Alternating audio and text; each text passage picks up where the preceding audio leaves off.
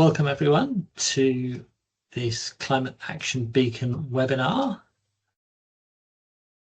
We're going to be talking about Ecocide, and this webinar is supported by the climate justice theme of the Climate Action Beacon, which is led by Professor Susan Harris-Rimmer, who sends her apologies. She's unwell today. I'm Dr. Ed Morgan. I'm Director of the Policy Innovation Hub, and we've been supporting the Climate Action Beacon, and particularly the climate justice element of the beacon since its inception through Sue's leadership. And the climate justice element is really focused on how we can develop knowledge, leadership, capacity and responses to enable effective and just climate action, recognizing that climate change is caused by different countries differently and has impacts, very varied impacts differently across the world to different populations.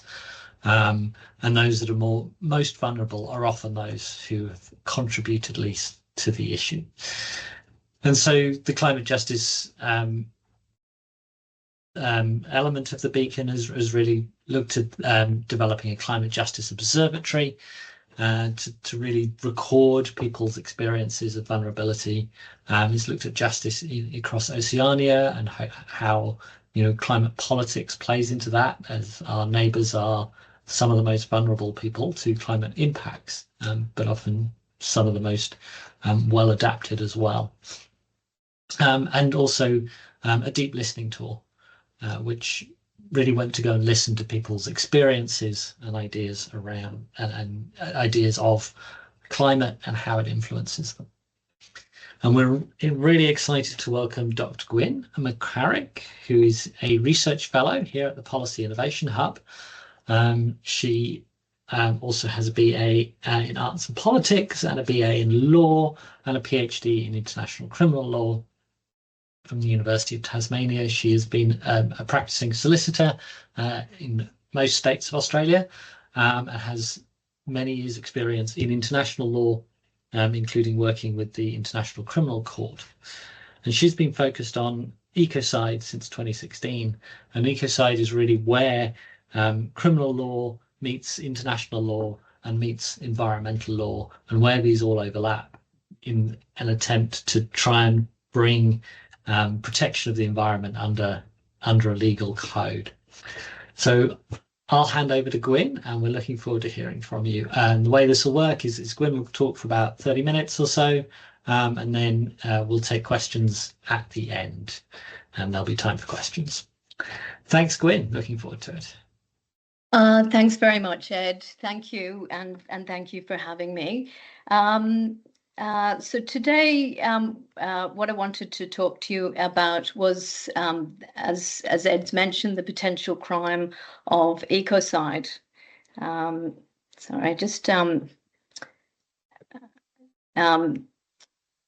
sorry. So in particular, I want to talk to you about the work that I've been working on for the last 8 years.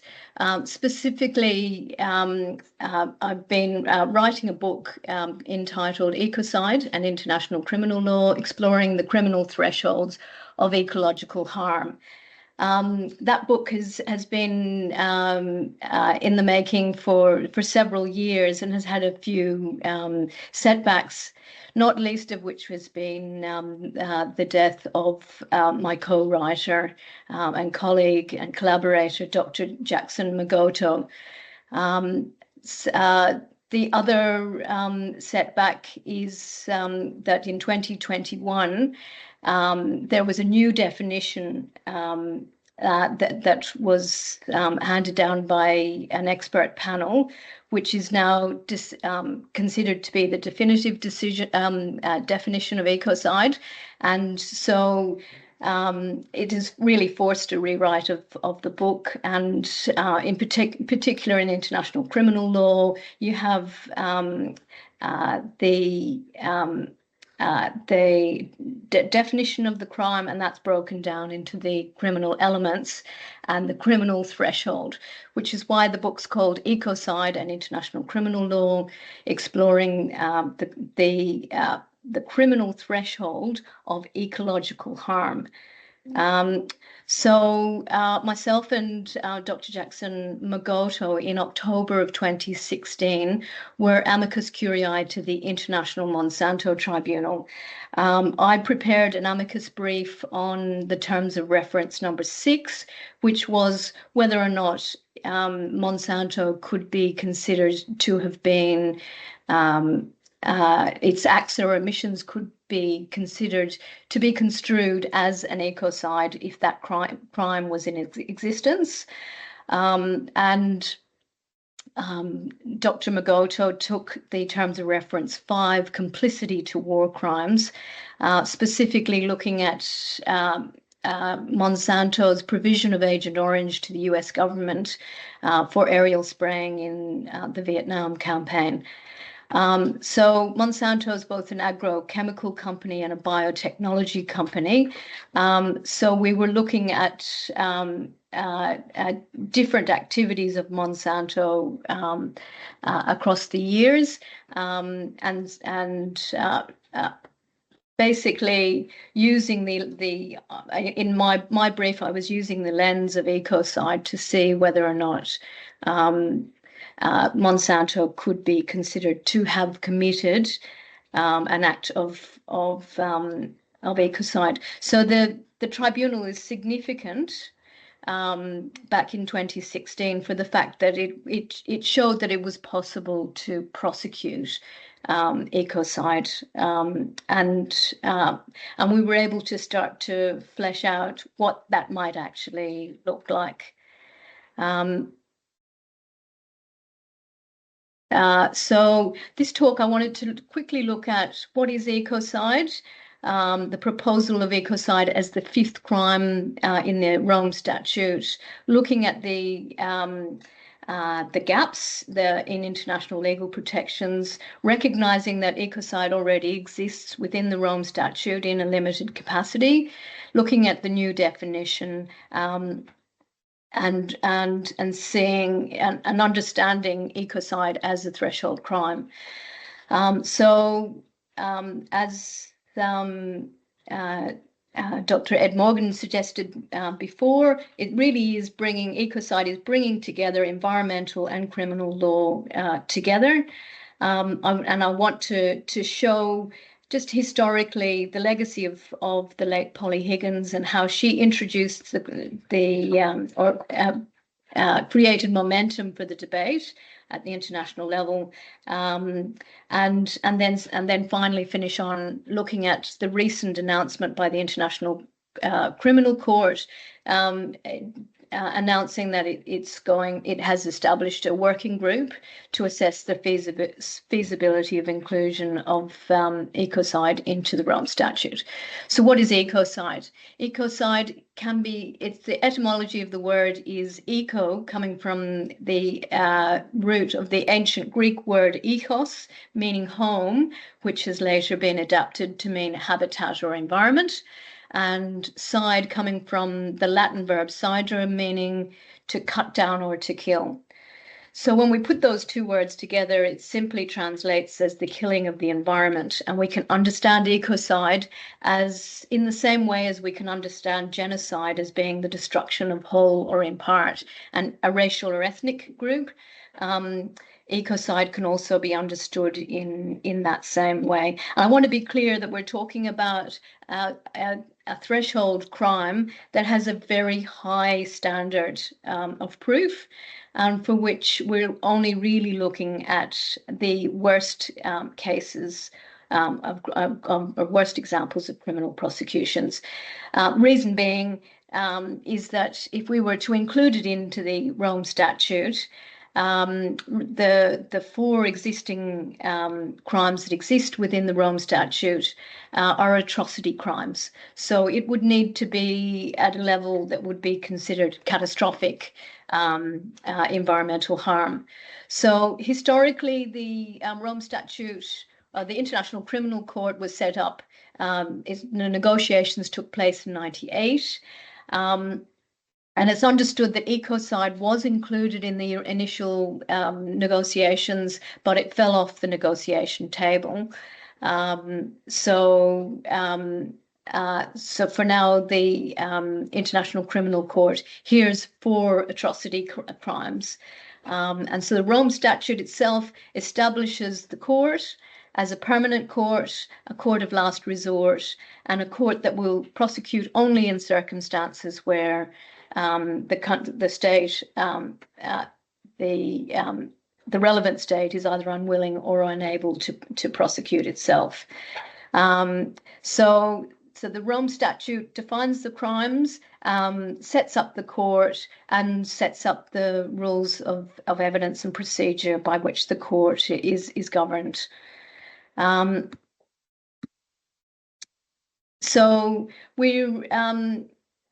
But when we talk about ecocide as the 5th crime, we're talking about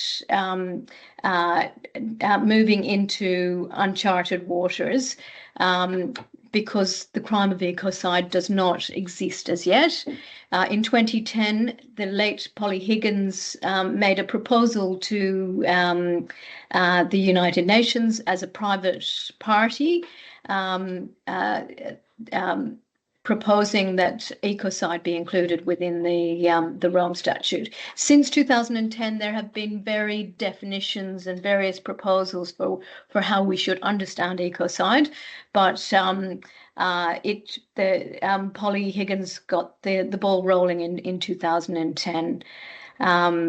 So she and the work of Stop Ecocide campaign internationally has made an enormous contribution to this space, including recruiting young states to be early adopters to ecocide law, because as we know in international law, it can the crime can be at international level, but it also can be vertically integrated by states taking up the law as well. The Rome Statute hears the crime of genocide, war crimes, crimes against humanity, and the 4th being the crime of aggression. So the 5th crime that is proposed would sit within the Rome Statute as a game changer, and would make environmental crime come under the criminal law constellation, and would attach penal sanction to the crime. So ecocide has variously been described as a crime against the peace. The reason for that is that ecocide does exist in a limited form within the Rome Statute. So Article 8 to subparagraph B4 of the Rome Statute prohibits the intentionally launching an attack in the knowledge of that such attack will cause an incidental loss of life or injury to civilians or damage to civilian objects, or widespread, long-term and severe, and we'll come back to those words in a minute, widespread, long-term and severe damage to non-human environment, which would be clearly excessive in relation to the concrete and direct overall military advantage anticipated. So within the Rome Statute and under the war crimes provisions, we have essentially the crime of ecocide, but it has to have occurred within the context of war, and it also has to be considered to be excessive in relation to military advantage. So there's also a proportionality test built into the war crime itself. So because that creates a ludicrous position that we are in the world today, we criminalize environmental harm in a time of war, but there's no such criminal provisions relating to environmental harm in a time of peace. So that's why ecocide has been variously described as a crime against the peace. and it's not such a big stretch to include ecocide within the Rome Statute, but within a peacetime context. So there is a gap in legal protections as it exists today. As I say, ecocide is not yet a crime, but so all that we have at the moment in terms of legal protections are those soft laws, like, for instance, the Paris Agreement, the Stockholm Declaration, and the Rio Declaration, all soft law, unenforceable laws, but for which we're starting to see climate change cases being prosecuted throughout the world with varying successes.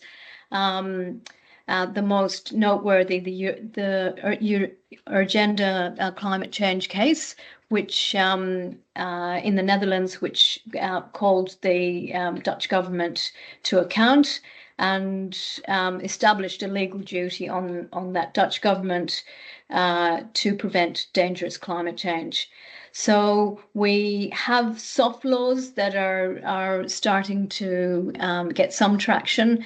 And in addition to that, we have the civil law in which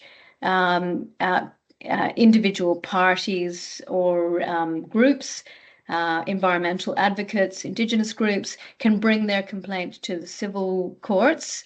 But the problem there is that you have small groups facing off multinational corporations with deep pockets and with no intention of ever seeing the inside of a courtroom. This is why at the top of the apex, we need a criminal law that protects society, not individuals, but protects societies from environmental harm. So as I've mentioned, Ecocide brings together international law, criminal law, and environmental law. So the international environmental law itself is a very new discipline. It's created mostly by those soft law documents and statements and conventions, but largely unenforceable. The reason for that is historical, because environmental law is usually governed by states, and states have the responsibility to manage their resources and to govern those responsibly. So as a result, environmental law at a state level has grown up around a permissive regime of permits and licensing, and not a criminal regime where we're attempting to prohibit environmental harm in any way. In fact, we license and permit environmental harm under a permissive regime as opposed to a criminal regime. So states then have an exclusive sovereign right to exploit natural resources and potentially could exploit those natural resources to extinction if they so chose. Except for those particular areas that are under national and international protection. So what we have seen on an international level is that we have the old Westphalian system of state sovereignty being and the use of resources being something that's been determined by states, and we've had in a sense for many years we've not been able to really regulate in any real way at an international level environmental harm. So slowly but surely, what we've started to see in international environmental law is a inviolable principle of a state must not commit a transboundary harm on the territory of another state. And so what this means is that the international community, which has been set up to regulate the relationship between states, has had room to be able to move in and inhabit the regulation of relationships between states and the potentiality of prohibiting the transboundary transgressions or harm being committed by one state on the state territory of another. And so it's that element of international law that has allowed the international environmental law to start to gain some traction.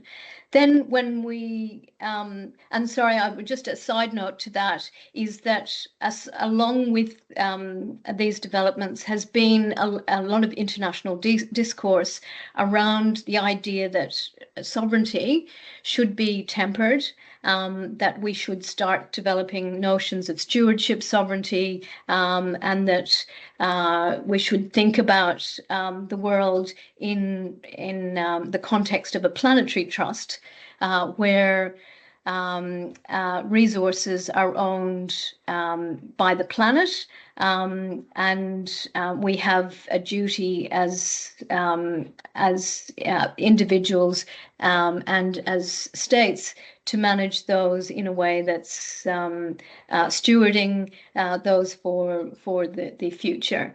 So what we're attempting to do by adding a criminal law element to these three legal disciplines is that we would not only have in the international space the ability of international law to start to regulate the relations between states, but we could also start to think about the world as being finite and having thresholds. We can start to think about things in a criminal context and with thresholds of harm. As we know, our world is interdependent, and we, in the age of the Anthropocene, have surpassed any other age in terms of our ability to impact the environment.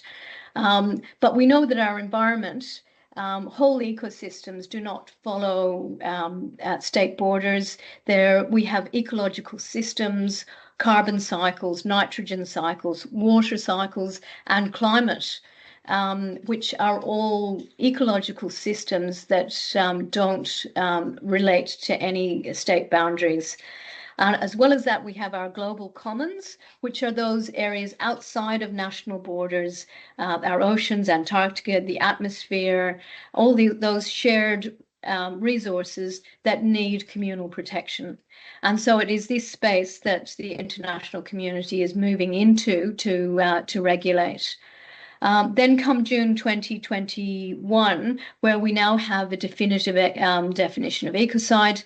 Ecocide meaning unlawful or unwanton acts committed with knowledge that there is a substantial likelihood of severe and either widespread or long-term damage to the environment caused by those acts.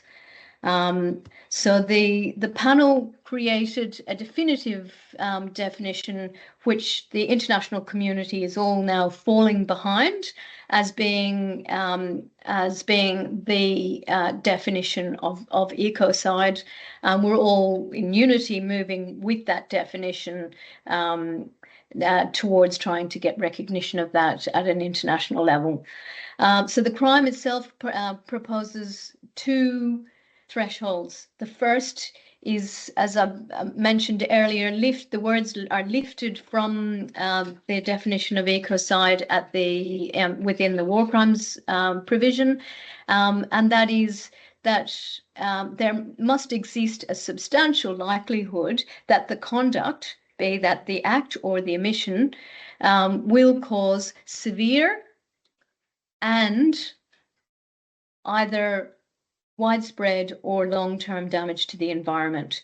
So those three tests, severe, widespread, and long-term, are a threshold for which the crime must meet those requirements in order to be successfully prosecuted. The second is that the threshold requires proof that the act itself is either unlawful or wanton. So the definition goes on to tell us what wanton is: severe, widespread, long-term, and in fact what the environment is constituted of. The word wanton imports a qualifier into the definition of ecocide, and it recognizes that while acts might be lawful, they might nevertheless transgress that criminal threshold. So you might have acts that, for instance, forestry, which is a lawful act, but where the particular incident being prosecuted is to such an extent that it transgresses that criminal threshold by being wanton. Those acts that bring about prohibited consequences. Sorry, let me rephrase that. So the word wanton suggests that that within the act itself, that the act has brought about prohibited consequences, which would be excessive to would be clearly excessive. Now, sorry, the word wanton brings in a proportionality test into the definition of ecocide. So proportionality test introduces a requirement for the court to weigh up prohibited, the prohibited act or the environmental harm against social and economic benefits. So essentially, the court is weighing up the issues of sustainability in order to determine, make a determination as to whether or not that harm is excessive. And it's important to understand that the court is not weighing up factors of equivalence. So it's not the environment versus social versus economic, but it is just looking at the harm itself and deciding whether it's excessive relative to the benefit achieved. That's my view, and it'll be yet to be determined as to whether or not if the crime or the acts or omissions of the individual meet the threshold of severe harm. I don't think we need to go any further. Considerations of social and economic benefit are invalidated, I believe, but that's yet to be determined in case law. Again, the definition sets up the mental element of the crime. Now, in most criminal jurisdictions, we require intention as being a high threshold to prove. We require, usually, criminality only attaches where something has been done intentionally.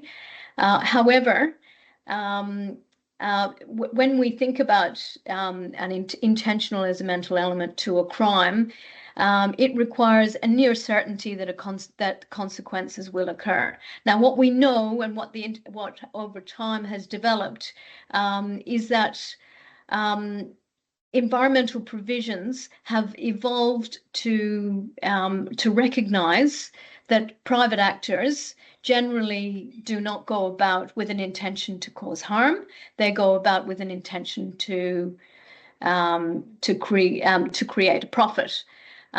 So environmental law across the world has had to look at prosecuting of environmental crimes and has galvanized around the understanding that there can still be culpability for environmental harm in circumstances where an act or omission has been done recklessly, and where there is a substantial likelihood of severe damage, and that there's a risk of harm, and that that the private actor, that the defendant knew of that risk, and they carried on regardless. So knew of the substantial likelihood of severe damage. So the mental element itself has grown up out of domestic environmental law across the world, where environmental harm has been seen as a crime of endangerment. So reckless endangerment is an offence of engaging in activity that has disregard for risks with foreseeable dangerous consequences. So in other words, the individual has foreseen the risk, but they've continued on regardless of the fact that they could have foreseen the dangerous consequences. Ecocide is the commission of an act with knowledge of the substantial likelihood that that this harm will occur, and it is the act of endangerment that we criminalise. It is possible in those circumstances that we might see a prosecution in which there is no requirement to show the actual harm, because in incidents of crimes of endangerment, it is the act of endangerment, reckless endangerment, that is criminalised, and not the actual the consequences themselves, which does permit potentially permits the crime of ecocide to be prosecuted prospectively, instead of waiting for those dangerous consequences to occur. Culpability then attaches to the creation of a dangerous situation rather than a particular outcome, and it is the carrying out of those acts, given the foreseeability of the dangerous risk, that is what attaches, where culpability attaches. So for penalty reasons, the court would then be looking at endangerment as being the key deciding factor in determining a penalty in environmental crimes. It's that state of mind of the individual in relation to the resultant harm. And the courts for determining its sentence would need to consider the extent of the negligence, the extent of the knowingness, the extent of the unknowingness, and consider those as aggravating or mitigating factors. More recently, we have seen the International Criminal Court and the lead prosecutor, Mr. Karim A.A, announced that that they will, or they have already engaged a policy paper to look at the feasibility of inclusion of ecocide into the Rome Statute. That policy paper will look at various things, such as what specific types of crimes should be included within the court's jurisdiction, what might be the modes of participation, and that is a sticking point always when we're dealing with corporations and individual criminal responsibility. and then also looking at best practice for investigation and prosecution of the crimes, given that the court itself has that complementary jurisdiction, and how do you prosecute? How would you go about prosecuting environmental crimes in the spirit of international cooperation? Essentially, why do we need the crime of ecocide? We need to have the crime of ecocide recognised because as the status quo at the moment is that new laws is that dangerous industrial activity is not identified as criminal. That we have for many years proceeded on a basis that states ought to be allowed under their own sovereignty to manage their own resources, but we're in circumstances where there is no state duty to act to protect the community against environmental harm. There's no duty on that state to protect their individuals from harm. There is only a duty at international law that a state not committed transboundary harm on another state.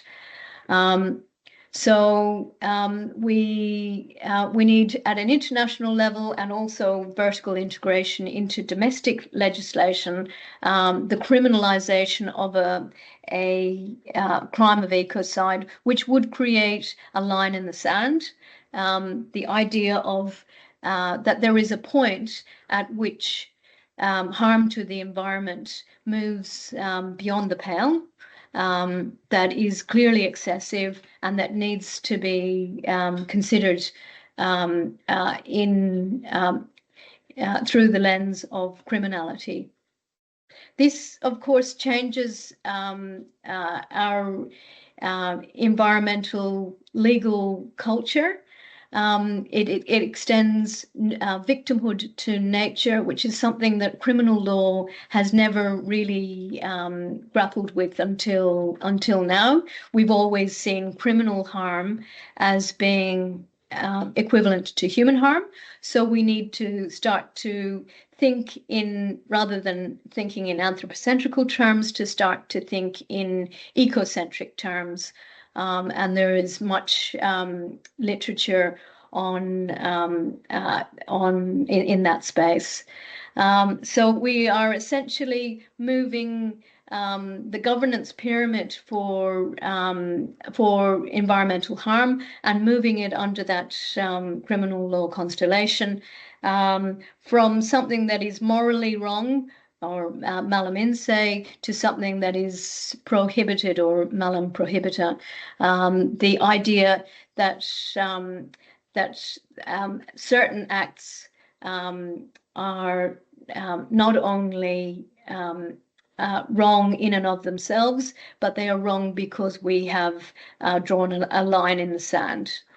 To date, big corporations understand that they'll always get away with environmental harm, that they will do a risk analysis, and the current state of play where they're being fined for environmental harm is something that they factor in as an externality. And something that for which they have carried on activities with impunity. So we need the crime of ecocide. In the words of Polly Higgins, it's something that it's simple, it's possible, and it's a powerful medium by which we can start to regulate environmental harm under a criminal code and criminal sanction.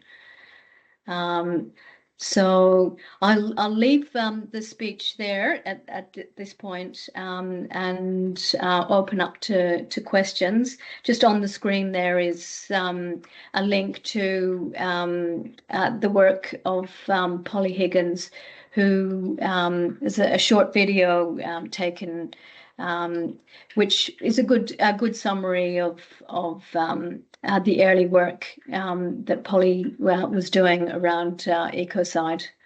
So thank you. Thank you, Gwynn. That was great. Thank you for that deep introduction to Ecocide and what it means and what it could do. Happy to open the floor to any questions. I should have said before, you're welcome to type them into the chat or the Q&A box if you'd like to. There's not many people, so raise a hand or even just turn your video on and turn your microphone on and ask a question if you'd like to.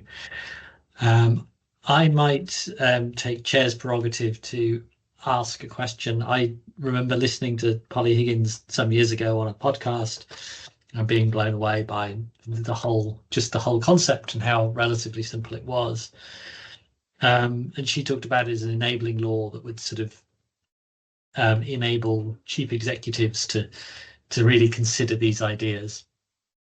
Is the idea that under a future Ecocide law, a chief executive or a board could be tried criminally and sentenced to something, to prison? Is that the idea? That is a possibility? That's great question, Ed, and absolutely that is exactly the idea. So under international criminal law, we have developed the idea of individual criminal responsibility. There is a possibility that there could evolve an idea of corporate criminal responsibility, and there are some examples of that around the world. But under this particular definition, we would be looking at individual criminal responsibility, drawing back the environmental, the corporate veil, and looking at the individual actors and the decisions that were made, the risks that were known, and the state of mind of the directors, in much the same way as we have seen in a military war context. We've seen the idea of command responsibility, where directives from a military outfit, the directives come down the lines, information is deemed to move back up the lines to the commanders, and so we assume that the commanders in a military context have all the information and are making decisions in light of all of the information at hand. And I will say that we do have precedent for back in the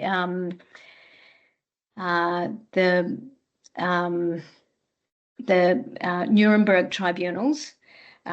We have an example of a prosecution of a corporation for complicity to war crimes. We have the example of directors of the company Ecocide, who produced Cyclone B gas for use, provided that for use during the World War II and the campaign against largely the Jewish people, and so the use of Zyklon B in the gas chambers was provided by Ecocide. They also maintained the gas chambers, and they were deemed to have known exactly what was going on in that context. So we have examples of criminal responsibility for corporate actors already. And the work that we were doing with Monsanto, again, although we didn't look at the mental element, we were looking at whether or not the actions themselves could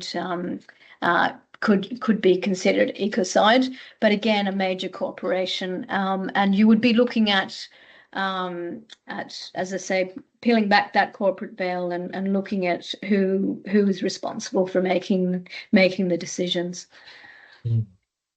Thank you. Thanks, Gwynn. Anyone else? Oh, I think I have a question in the Q&A. Do feel free to turn on your video and ask your question if you'd like. Oh, yes.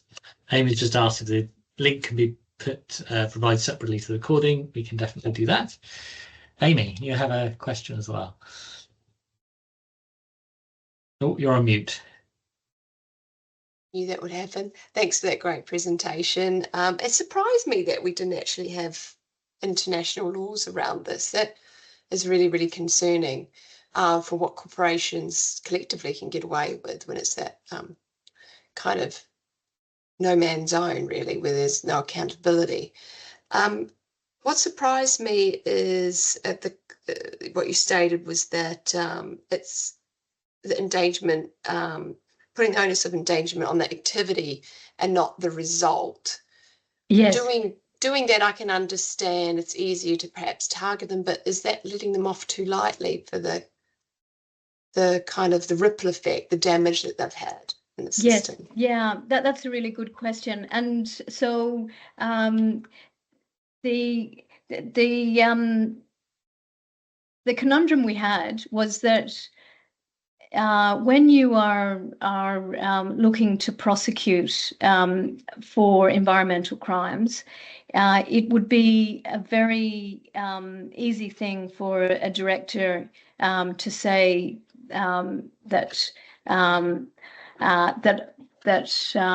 that was not my intention. We were about our industrial activity. And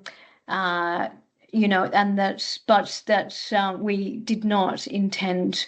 So as with most other crimes, we have a mental element of intention. So crime must have been committed intentionally because of the fact that we attach penal sanctions and usually terms of imprisonment to those crimes.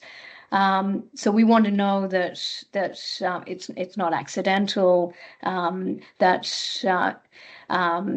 somebody has done something in a premeditated way or in a way that's intentional. But that is too hard a threshold to apply to environmental harm. And so we would be letting them completely off the hook if we tried to prosecute in circumstances where we had that sort of a threshold. So the default threshold became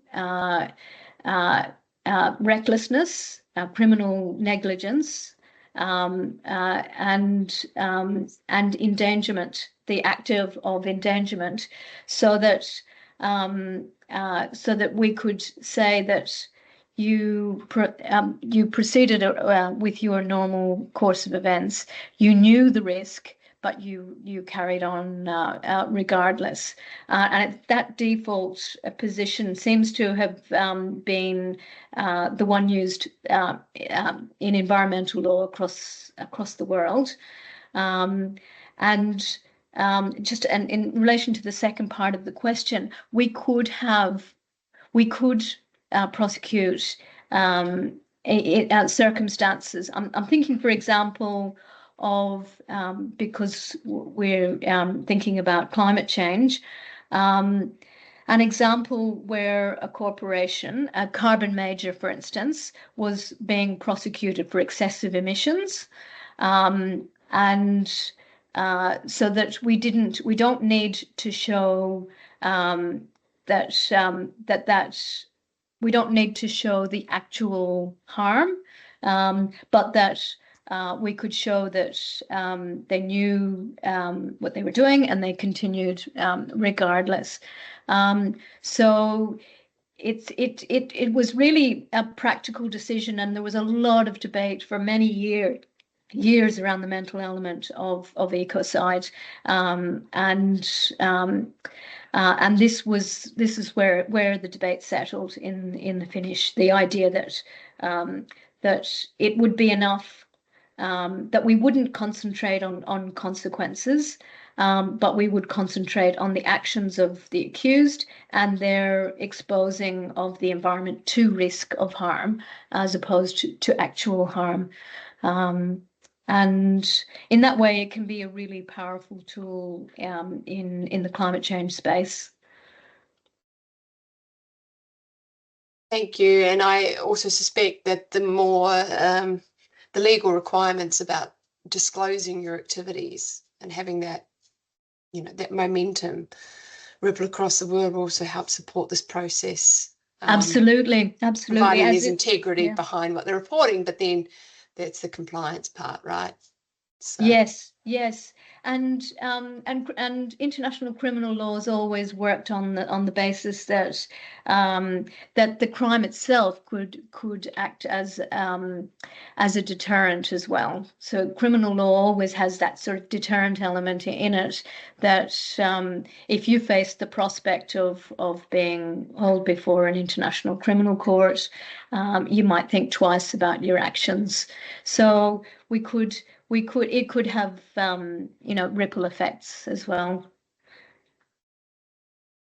Yes, and so a reminder, the Climate Ready Initiative is really focused on building capacity around those climate disclosures, which really could, as Amy rightly points out, have growing implications if Ecocide becomes a law. There's another comment from Ross. I don't know if you want to speak up, Ross, about the Vanuatu-led request for the advisory decision before the ICJ, and saying that you could argue it's perhaps ego-led, but was really focused on non-economic losses, include loss of connection to land, indigenous knowledge, and the legal consequences of climate change. So I don't know if you just want to comment on that, Gwynn, and where that sits within.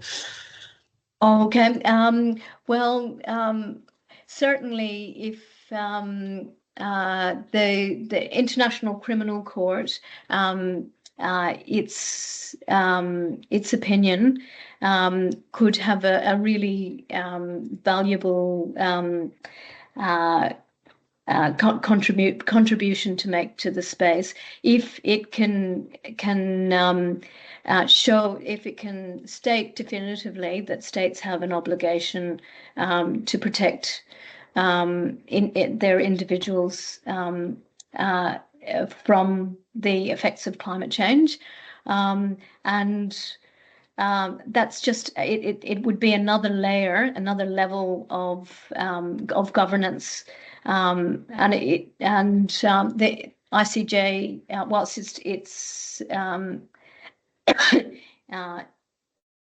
the ICJ is limited, excuse me, in its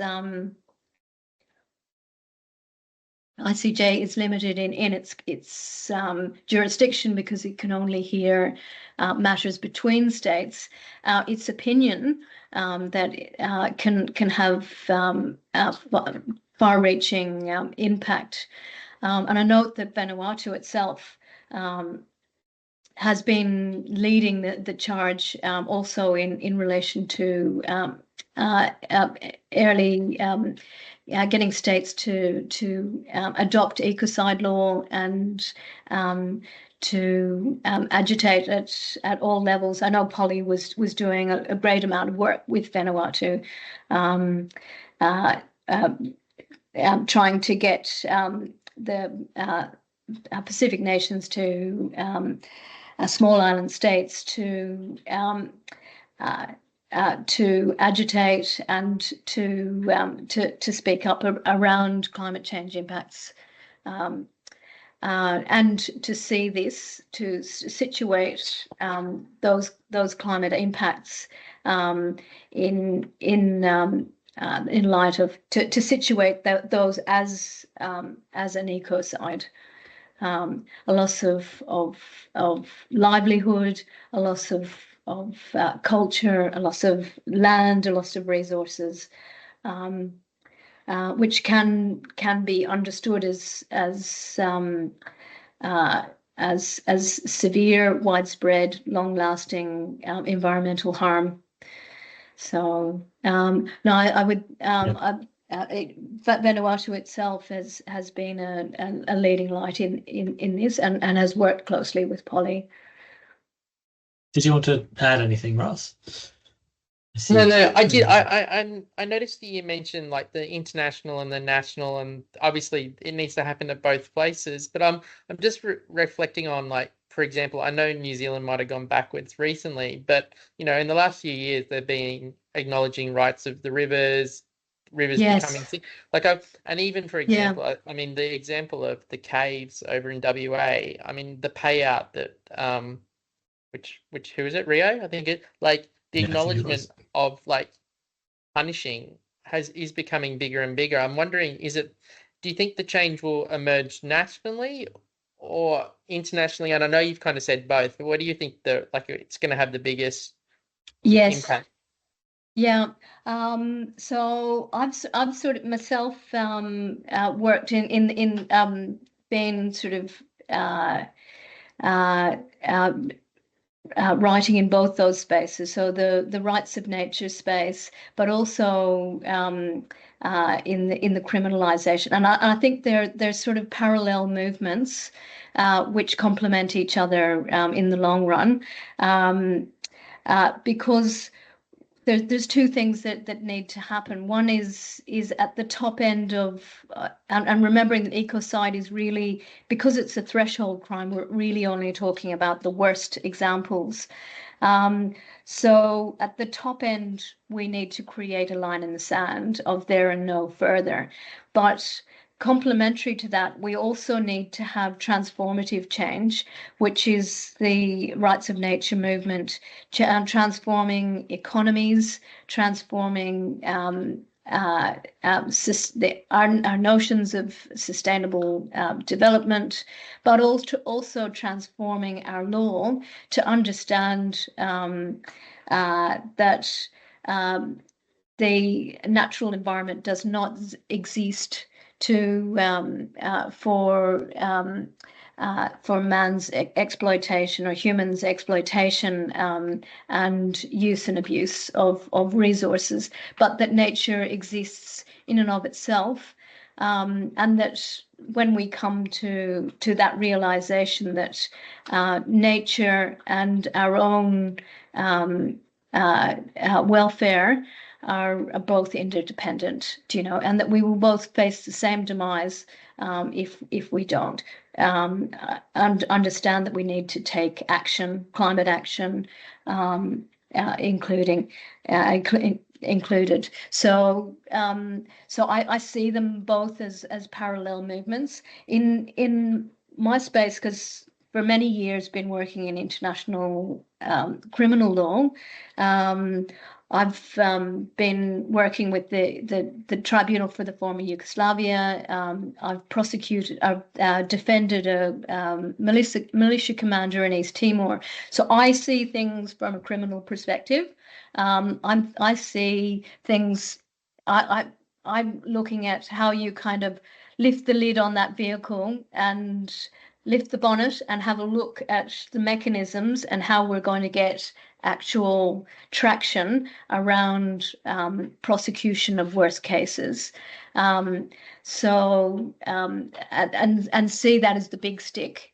But we'd also need the transformative change. And I have seen in my lifetime, after the